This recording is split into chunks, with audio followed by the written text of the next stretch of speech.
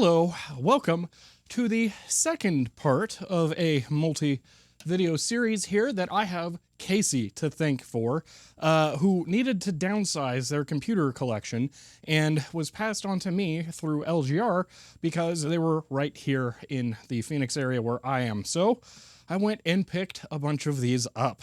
Now, in the previous video, we took a look at all 11 desktop systems that we have here. Well, at least you will have likely seen those. I haven't yet, of course, because I'm recording all three intros at the same time, because I don't want to have to move all this stuff multiple times. But anyway, today, we're going to be taking a look at what's in these plastic bins, because that one is one of the heaviest things I've ever picked up in my life. And I own Data General hard drives, so I want to see what's in there. But yeah, that's what we will be taking a look at today. And from the sneak peek that I took a look at in there, should be pretty interesting.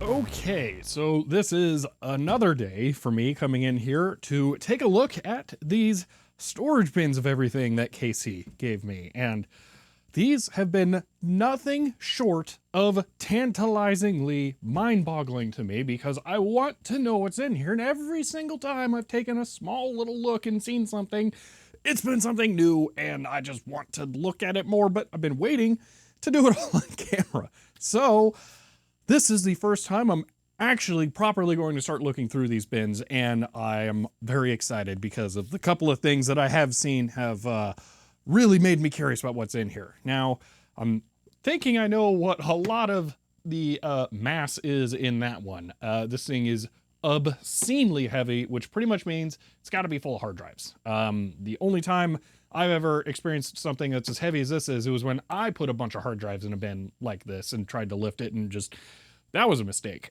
But that's going to be last, because it's the biggest and heaviest to get out of the way. So what I'm going to do is we're going to start in this one, and we're going to work our way over to that, because I can move these a little more easily right now. So yeah, I don't want to beat around the bush too much. We have a lot to look through, I think. So we're going to go ahead and get started. Okay, now I'm not 100% sure how well this is going to work out video-wise, because I'm kind of limited in what I can do here, because realistically, I'm going to be taking stuff out and we're going to be looking at it, and there's only so many angles for the camera to be at that makes sense. So I'm probably going to leave the camera in one angle and zoom in and zoom out and maybe move it around, and that'll be about as visually interesting as this video gets, I think. So if you get bored, that might be what it is, but I'm going to try and just push through here because I don't think I have many other choices. So let's go ahead and get started with this first thing here. And this was something that Casey handed to me that it made the most sense to put in one of these boxes. This is weird. This is a print server. And okay, another thing I got to say really quick, I'm probably going to fly through some of these. So as much as I want to talk about this thing, I should probably move on because I know there's a bunch of interesting stuff in here and that this is just one of them as I adjust the camera. Sorry about the shaking because I got to move here. This is a print server that apparently uses a PCI wireless card to become Wi-Fi, which is the strangest thing, I think. Okay. Man, old brittle plastic is infuriating, but yeah, that's going to need to be fixed. It just tore right along. It has a dirty, torn crack. Man, that's annoying. But this thing's super cool, so I'm probably going to try connecting some old printers to this and see what I can do wirelessly, because I've actually tried to find print servers and I haven't had much luck. So I'm looking forward to that one. Up next are a few CPUs, and I'm thinking I'm going to do this for both ESD and because there's a lot of loose thermal paste in there and I don't want to stain my tabletop. So there are a lot of CPUs and CPU accessories in here. Like a lot. Still going. Still going. Keeping on going. Okay, that's it for loose ones. There's a bunch here. I've looked up some of these, but let's just read through these. Okay, so here's what I'm going to do. I'm going to look at each one of these, read off what the part number is as far as I can find, and I'll try and put up information over here about them. So this is a Xeon SLBF8, and it's really dirty in there. One thing I'm gonna be doing is, for as many of these as I possibly can, I'm gonna try and switch them over to anti-static and ESD bags to try and protect everything. This is I think a 386, but it's got the serial number right over it. SX219, a Pentium IV SL7YU. Oh, I found the mother load of small DigiKey bags. There we go. That's what I need.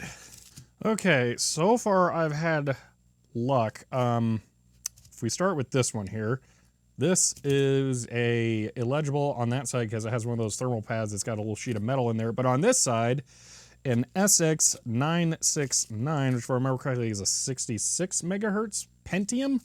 But it's on a heat sink, and I'm not sure how I want to handle this. So I think I'm going to just put it in there like that for now, since I will need a heat sink with it, and it'll fit, so we can do that. But I'm not sure that that's how it's going to stay, because I'm not thrilled about putting the heat sinks in there long term. This is an Intel. The processor thing's not on this side, but let's see if I can pop it off, because so far these haven't had the epoxy, although that one doesn't want to go, so it may have that. Great. I have some other Pentium era processors I haven't been able to see. This says 46SX2-50 on the sticker on the side, so that might be it. We have a 46DX2 SX807. There we go. Pentium SY05. A Celeron SL36C. A Celeron SL5V2. Potentially 950 megahertz. Whoa. This I want to set aside. That's some kind of socket adapter. We're going to get to that in a little bit. Another giant heatsink probably came off that 46DX2. This thing, though, is really interesting. Now, I've never seen one of these before. This is an evergreen board. I don't know what this chip is. I can't get that heatsink off of there very easily, and I don't want to destroy it. But it's an evergreen board. It might be like a 46 and a 386 socket or something. I'm not sure, but it's pretty jamming. I'll see if I can find some information and put it up here. Well, all right, that is it for the CPUs from this box. And it's really nice to have those all nicely bagged up. So I'll put those aside, and I don't know which foams are the ones that eventually corrode legs of chips, so I go no foam. That's just, I find that to be the safest option. Okay, the last thing in here is a pretty sweet Pentium board with AGP, PCI, and ISA all wrapped in one. We've got dual IDE, Floppy, LPT, 2 COM ports, AT keyboard connector, and a Pentium MMX. Ooh, hello. SL27J. Not sure what frequency it is offhand, but sweet. And yes, I will be trying to bag motherboards when I can. I don't have too many huge bags left, and I gotta decide which ones need to be bagged the most. Oh, that's an enormous bag. Good grief. So I will be working on that as I can here. And also, as a rule of thumb, you'll notice I left the processor in here. I'm going to leave processors in motherboards when they start out in there, because a board like this can be configured for that processor, and I want to just leave it configured and ready to go. That's it for the box. On to the first bin. I kind of have it just down below me, so I'm going to be bringing stuff up. And the first thing I saw in there was this Adaptec card, which is an AHA 2930U2. That is probably a super handy card there, I bet. I have a 2940W. That is scuzzy 3. I'm kind of hoping this is scuzzy 2. that would be really handy to have one that is a slightly older vintage. So let's go ahead and bag that up. All right, there are a number of boxes in here, so I don't know what these are gonna be. We have a D-Link Ethernet PCI card, okay. Stuff that's in a box, I'm just gonna go ahead and leave it in the box because it's safe enough as is. A controller card that might be unused. PCI SATA RAID controller. Interesting. These are... Whoa. No, okay, these are the label cards. These are ROMs for the TI 5950A. Math utilities, applied statistics, and electrical engineering. That is amazing! Those are, okay, that's definitely not something I expected to see in here. I have the calculator that goes with these. I don't know where it is offhand, but that is awesome. That is super cool. Whoa, I was not expecting to see calculator stuff here. That gets set aside. Okay, this is, I'm guessing it's gonna be, oh, whoa. Okay, this is like another one of that, but not for the print server. Okay, intriguing. So it's what it says. It's a network PCMCIA card. All right, first motherboard from here, a Pentium II SL2U3 on an Asus motherboard here, P28. Got AGP, PCI, and ISA again. Pretty handy little board. Slightly bulging cap, so probably would need to be recapped before use. That one's gonna be really hard to bag. Keeping the Pentium II in there might be a little much. Don't have to worry about configuring on these. Although, it will protect those from getting trashed. All right, we'll leave it in there. See if it'll fit. That is a bit of a squeeze. I'm gonna have to just figure something else out for really Pentium II boards, I guess. And speaking of, that's an interesting one. That looks like it was an original slot 1 card there, a SL3F7, but it has an aftermarket cooler master cooler on it to keep it chilled. This is an AOpen AX6BC motherboard. Caps all look okay. There's a fair bit of really fine dust on it, but another excellent combination of cards and one extraordinarily rogue PCI pin that is corroded. That's unfortunate. It might be recoverable or just replace the slot, which is doable. They're not too bad. They're heat staked in, or they're not melted on this one. They should be, but they are replaceable, so that could be done. Up next is a Socket 3 card. Okay, AMI BIOS, half populated cache, EDO RAM, has onboard peripherals. So we got IDE and Floppy, LPT, COM. It's not a little bad board at all. Configuration for processors there. Yeah, that's pretty nice. Okay, a static sensitive box with, ooh, whoa, some Toshiba chips. TMP82C51AP. I do not know what those are. Let me double check that foam is not doing anything rude to the pins. I don't see anything yet, so I will leave those in there. But those are interesting. Not sure what those are. Ah, there's some bag things. Okay. That'll be nice not to eat into my own bag collection. A modem that appears to be a full modem. That's nice. I say 8-bit. Potentially damaged SMA D-Link PCI card. Looks like the SMA connector might have been ripped off there, so that'll have to be replaced. A PCIe tuner card. Hold on, does that say FM in? FM in, RF in, IR. Is this a tuner card? A TV tuner? That's weird. Another PCIe tuner card of some kind. Hapage. Okay, well, they definitely do that kind of stuff. So that would explain it. This is probably a DTV card. Fast Pack 2. There's a whole bunch of stuff written on here. It might be a modem. Software manual. Oh my gosh, that's cool. Oh my gosh, that is a very pretty modem. Whoa. That's super nice. Okay, I'm not sure I have one of these. I think I have one that's like this with a speaker built in, but it's not that nice. That thing's incredible. Whoa. Manhattan bidirectional high-speed parallel card. And that is indeed what it is. By SIG. Oh, there's a bonus. Another thing. Okay, I think there just happens to be two similar products in there. Both 8-bit ISA and 2 receipts. Both to the same place. There might be different receipts for the same thing.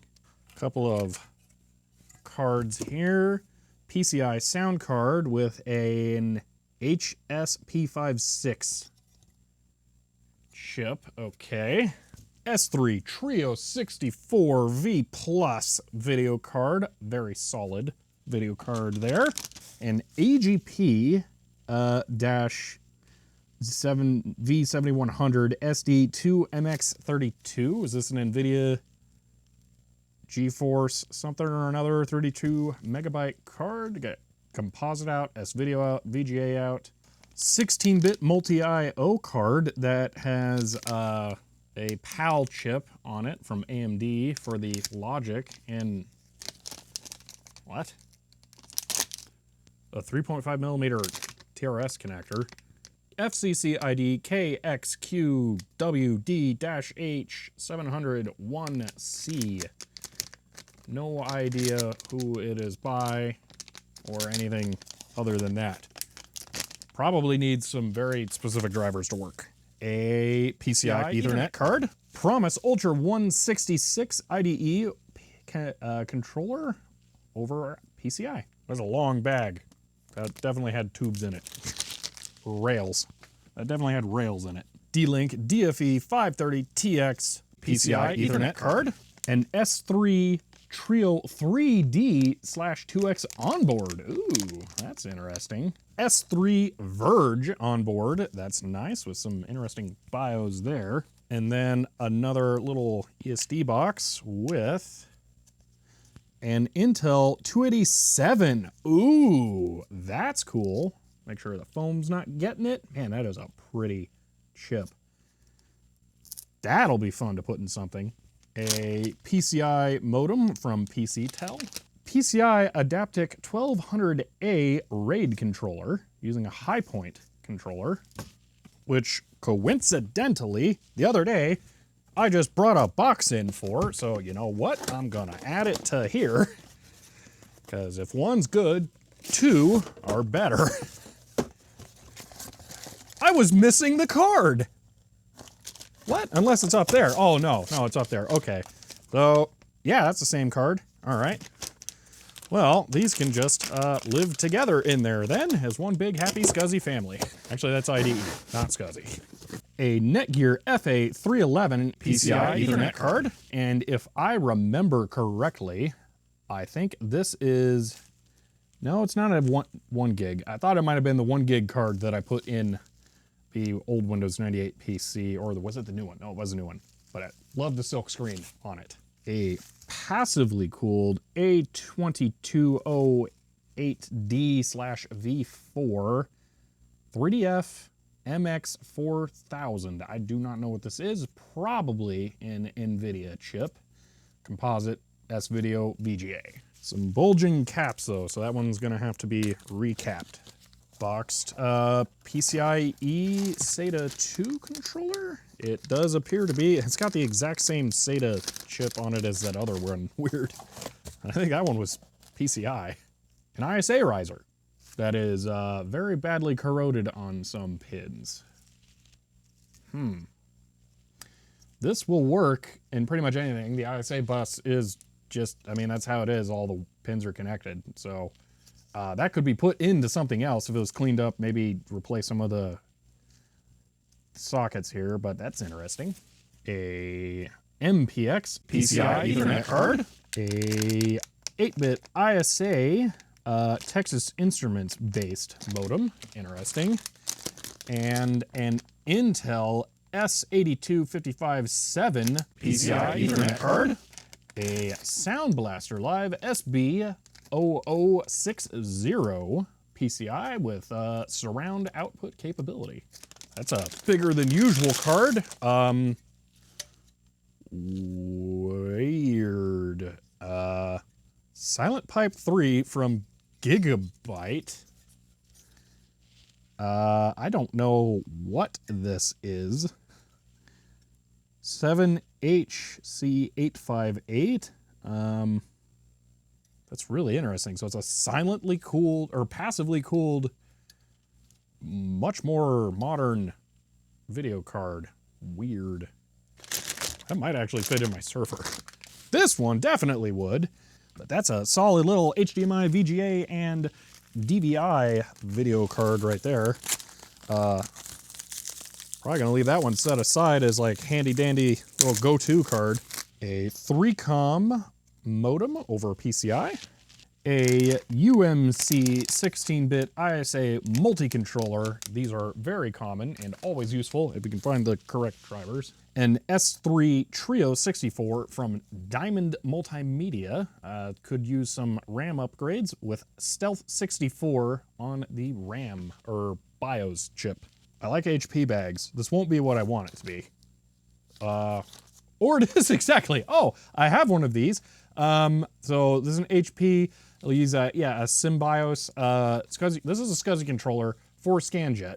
I will be trying this for sure because I have an HP 4C. I am desperately trying to get to work, and no matter what, I can never get it to work. That's got to be the original bag for that. That's hilarious. That's cool to see and possibly very useful. This looks like a Quadro card, although that's the GeForce logo. Man, that is cool. I like this. What is this thing? NVIDIA Corporation Model P347. Huh. I like it a lot. I hope that lights up. I bet it doesn't, but I really hope it does. What is that? It's like RAM, but not. Like an AGP, what? I just so happen to have this perfect little strange bag for it though, so we'll just put it in there. There you go, you can live there forever. Probably. I don't know what that goes to. Huh. Another PCI Ethernet card. EVGA branded static bag. I'm gonna go ahead and not take this out. It's a Radeon card that has the weird multi-VGA out, and it actually has the VGA splitter cable with it. So I'm gonna leave that all together. That's cool to see. What is this? Is this a SCSI controller? Sun 1688 chip. Can set the IRQ and the port. FCCID H9M Sun 6311. This video is going to be an absolute nightmare to research all this weird stuff. I may not put things somewhere for everything because I don't know if I can find it or if I should actually spend the time to find them all. US Robotics modem over PCI. A slightly loose VGA port on here that's rattling, but this is a PCIe little video card. Can't quite tell what it is. GT430, okay. Definitely want to get this one bagged to protect that highly exposed fan. A Sound Blaster CT4830, dead reliable sound card right there. That one's really handy. Some Samsung 512 megabyte 1x8 PC 5300. 2 sticks. This is a big card. MSI Twin Frozor 2. Oh, that's big. I guess AMD, because I don't recognize that. R6870. Yeah, so that's a Radeon card there. I am not well versed on AMD stuff. Oh, wow, it's got little mini Thunderbolt DisplayPort things. Huh. PATI Rage 2C. That's kind of cool. I gotta remember, look up which one's in the Sony Slim Top. Let's see, I end up with one of these that's an equivalent to that. Is this another one of those Samsung RAM sticks? It is indeed. 8 GB kit. What? Oh, no, this isn't the same. Okay, man, you're gonna have 16 DIMMs in there? Good grief. Another PCI modem. I think there's a few of these in here. PCI modem. That is a Creative CT5306 sound card. I don't know what that is. Gotta be Ensoniq ES, yep.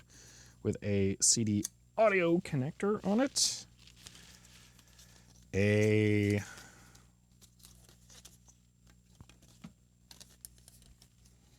floppy controller. A and B, 8-bit ISA. Drive type. BIOS address. Is this going to be capable of... Ooh, hold on here. Whoa. 14 megabyte here. This is a high density 8-bit ISA floppy controller that I believe can be set to the secondary address position. Oh my. That is perhaps the most intriguing card here, and I will have to play around with that because that is something I could not test when I was doing the 4Floppy video, is a secondary address card.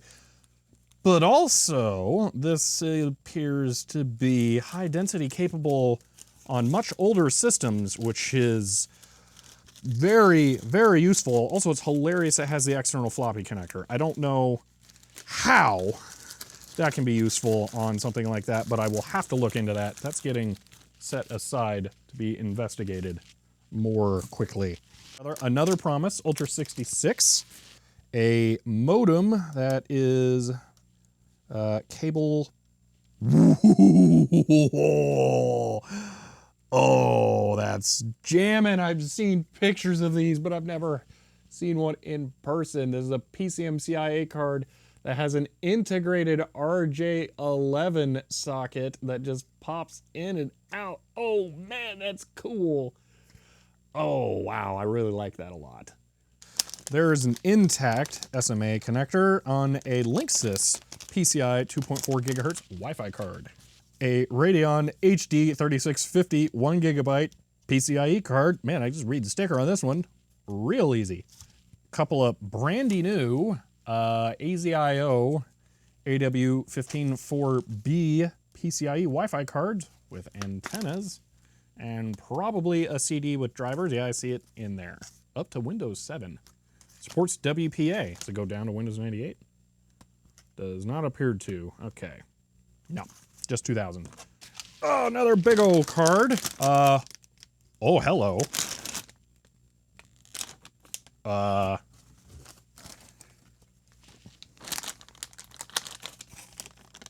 just got interesting. A Netgear PCI Ethernet card, 100 megabit, and another weird module, Mask-ROM Sim. Okay, designed by Peerless Systems Corp. I have no idea. It looks like it would go into an EDO socket, but that could just be because that was cheap. Some Intel boards had some strange stuff like that on them, I think, so could be something like that. This may actually go to it as well, because this bag is very purposefully designed. If I fold this over, yeah, this bag goes to it, so whatever that all is might actually be relevant too. And there are some more chip boxes in here, and that is it for the big bin. There is a foot for a case in there. Here we have a Toshiba TMP8039, 2 of them. I don't know what that is offhand. A Chips P82C26. Don't know what that is, but Chips does a lot of like video manipulation type stuff. And over here, ooh, those are pretty. Some Toshiba EPROMs, I bet, TMM275 12D-20, and some TC5565 8PL-15s. Okay, that is it for that bin. So everything is not bagged here, I'm gonna bag, and then everything else I'm gonna put back into the bin. That way it can be protected as we move on to the big one.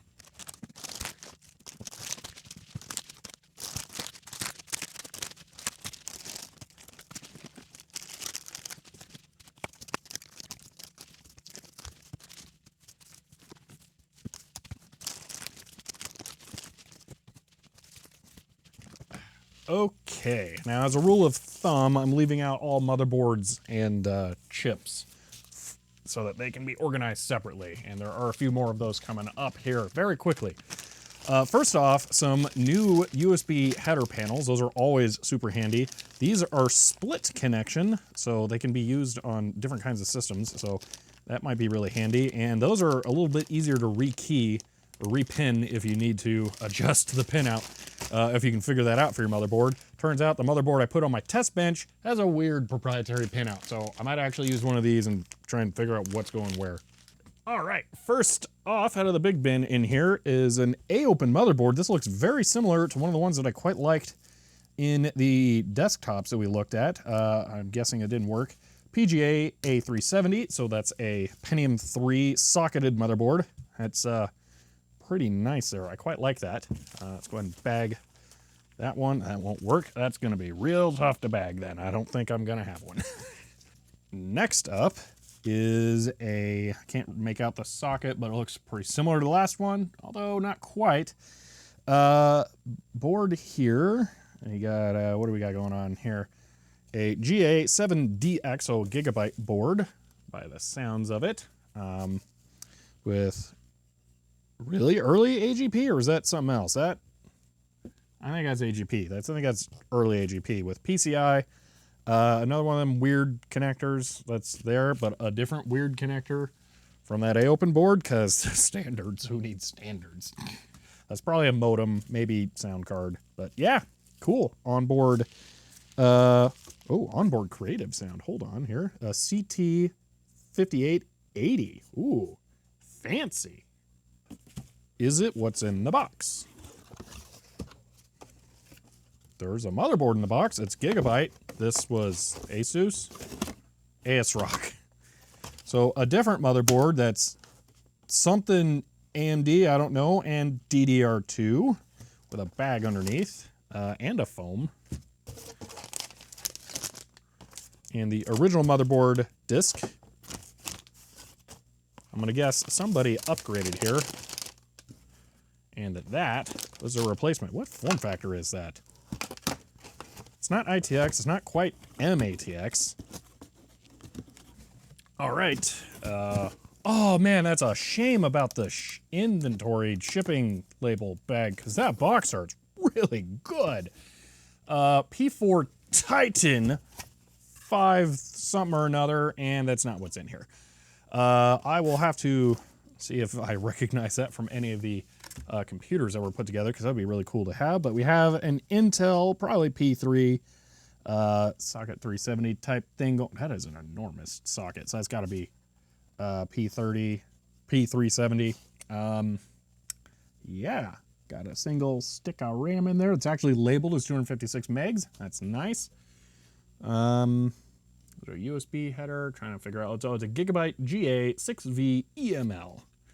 So not what it's labeled as. This seems like somebody upgraded it from a P3. Okay, and we got some other stuff. Some cables. There are a lot of cables in there. A lot of cables. This, which I've been trying to set aside until, well, this I was setting aside until we got here, because I think this is a socket adapter for these. These are AMD 286s, and I believe these will flip down in here. Yep, and they will socket there so that you can use an actual SM or pin-based socket. So that's kind of cool to have the socket adapter. But yeah, those are AMD 286s. Huh. Wish I could get that to fit in there, but not quite. Then for the chips, we have a Fairchild 74 F244, so pretty standard logic chip. An SN74LS 244. It's pretty much the same chip as the other one. A 74 AS244, slight variation. So I need to look up what a 74244 is, it seems. Yeah, those are cool. Okay, power supply with pass-through power. I like that. AT. Okay, so this is the kind of power supply that would go to that other computer that I was confused by that had an AT-style power switch that was latching. Intriguing. Probably gonna need redone. There are a lot of drives in there. A whole lot of drives. Holy moly, that's a lot of drives. Whoa, if it isn't a power supply, it's a hard drive from here on out. Oh man, there's some CD drives too. Oh wow, there's a lot going on in here. Okay, we got stuff to look at. SATA, SATA, SATA, SATA, SATA, SATA, SATA, cables.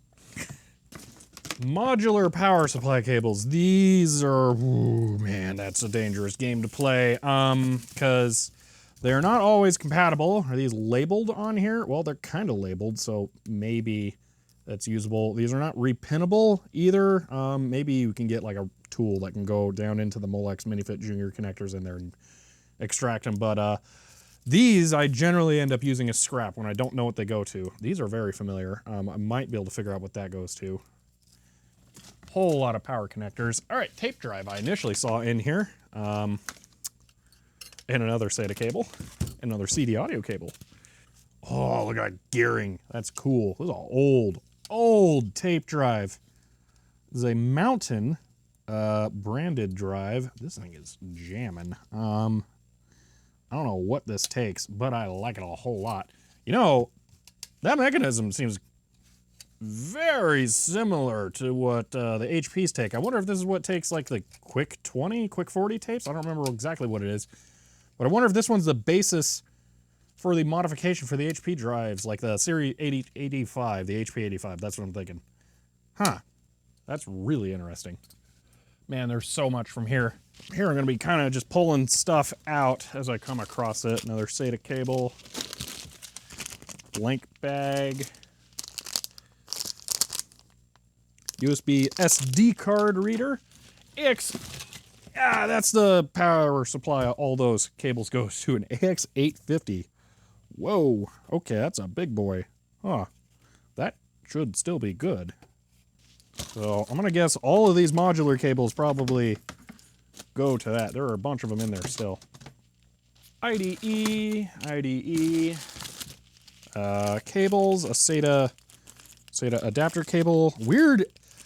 This has got to be for a mouse, a PS2 to serial adapter. I have a bunch of those. Another ATX form factor, but AT power supply. ATX through and through power supply. Adaptec brand. Oh man. Cooler Master, 550 watt power supply with a whole bunch of stuff going on there. I think there's at least one adapter of some kind. Some kind of novel. Ooh, I bet that goes to a PCMCIA card for connecting something. A Kodak. Oh, that's hilarious. Okay, so background. Today I was streaming on Twitch, and I was actually telling people I actually kind of want to get one of these, and there it is. This is a PCMCIA flash card. This is just a storage card that goes in PCMCIA, holds 4 megabytes. Kodak means there's probably a camera that could take this. That's really, really cool. I could probably utilize that in something. Oh, another ATX power supply. This one's very heavy. What brand is it? It's very heavy. 400 watt. I don't see a brand. Made in China. That's it. Huh. A Zip 100 drive and 5¼ inch adapter. CD drive, IBM branded, got some blue trim going on. That's pretty sweet. 1993. A 96 quad speed drive from Mitsumi. Undated, unusual brand CD drive there, claiming to be 50x speed. Light on, undated drive with a flip down door, very heavy. An NEC CD drive that is just so blissfully plain that I really like how that looks. TIAC FD235HF floppy drive in 3.5-inch bay adapter. And a red light drive that's written as 1.2 meg. Mitsubishi floppy drive, apparently. NE200 PCMCIA Ethernet adapter, and that's what that goes to. So this is BNC Ethernet, and this is a like plastic body PCMCIA card. I've never seen that before. That's weird. So that plugs in there. Okay, I'm going to leave that locked in. And then it goes to BNC. There's a terminator on one end, and then that. So, and then it needs probably 12-volt power. Intriguing. And from here, I think that might tell you what all is in here. Ooh, that's sweet. This is a foot to one of the cases that I looked at in the last video that was missing. Awesome. There are, I likey that. This is an external scuzzy hard drive adapter, bay type thing. It goes into, well, you know what? It may not be scuzzy. Oh, it's IDE, and it terminates in a 50-pin Centronics. That's super weird. Okay. But from here, there are a bajillion hard drives, a 2.5-inch Western Digital. Come on, tell me the capacity. 500 gigabyte hard drive. I bet that's dead, just because that's how it goes. Oh, one of the most useful things on the planet, 4-pin Molex to Berg floppy power adapter cable. Awesome. That doesn't go into the cable bin. That goes like into my pocket because I need those so much. A weird 12-volt only version of that adapter. Strange. I'm gonna pre-filter this. Floppy, floppy, floppy, floppy, floppy. Okay, I think that's it. Those are all the floppy drives. 3.5-inch drives. I bet they're all high density, although that one's kind of old. It may be double density. Yeah, they should all, I bet they're all high density drives. But from here, every single one of these are hard drives.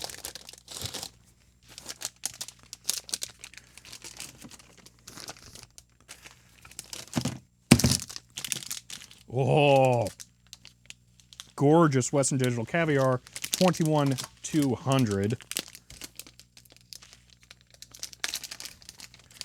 I'm a sucker for pretty old hard drives, and that definitely is a Seagate 500 gig 2.5-inch drive. Miscellaneous screws and more mouse adapters. Those are giant chunky screws. Another gorgeous Western Digital drive, pink label. We're gonna have one of every color here. Caviar 2850. IBM Desk Star. Regardless of how reliable these drives are, you've absolutely got to admit that is an extraordinarily pretty hard drive. Just look at that thing. Oh man, that's nice. 13 gigs. Oh, I really like that drive. It smells horrible though. It smells like electrical fires or what it has lived through. Probably fine, but man, unless it's done the Desk Star thing, that is. Connor brand. Ooh, scuzzy drive. Yeah, how much you want to bet that works? Like almost none of those lived. I'm just going to go ahead and continue sorting these by interface. I'll pop in case there's anything else that's really interesting, but I'm not sure that there will be. A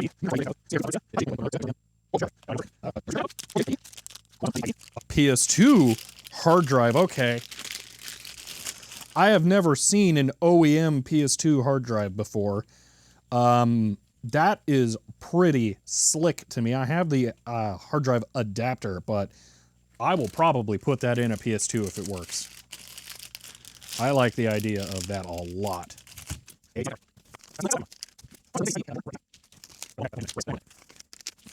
First IDE 2.5-inch drive, Toshiba, so it's dead, but very pretty. The newest Mac store I think I've ever seen in my entire life that looks suspiciously like a Seagate label is 500 gig SATA. And, oh, yeah, I mean, definitely couldn't be Seagate there, could it? 250 gig SATA. Wow, that's a lot of hard drives to have had in there. And in the very bottom, it looks like there was a CPU retention lever from something. Woo! That's a bunch of drives. Wow, that is a lot of stuff to go through. That was over an hour of recording to go through everything there. And I am nowhere near done yet here because I still have to go through and organize and sort these into storage and different places. And I definitely got a lot of research ahead of me on all of the things that I called out for myself to include into this video. So hopefully I'll know a bit more about what's going on with everything here. But there are some really, really interesting things. Like, I love the look of the front of this drive, and that one is going to be really cool to get going. But there's just so many things like that. I'm not kidding. I really like these Western Digital Caviar drives. I nearly want to make an art piece out of all of those, but I actually would rather try and work them into systems if they work, because it's fun to use the real stuff. Definitely going to be trying out this with my HP 4C scanner because I really badly want that to work. So that will be useful. And this is the #1 thing that I need to look up and test out, without a doubt.